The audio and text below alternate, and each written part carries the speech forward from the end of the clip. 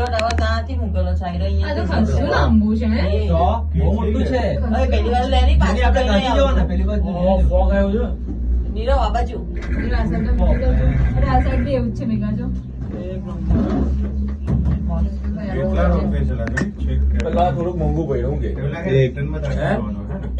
મોંઘું ને સસ્તું આવી આ ગયા રોપેના પૈયા વસૂલ થઈ ગયા એટલે ચડતે રહો. ના એ બહુ મોંઘું પડ્યું 4500 થોડી રૂપિયા આ વસ્તુ ચડી ચાટે છે પૂછીને મને. લોટ ખાવાના પાણી ખાય ને તો જજે ને. લોડા લાઈવ ઇન્ક્લુડ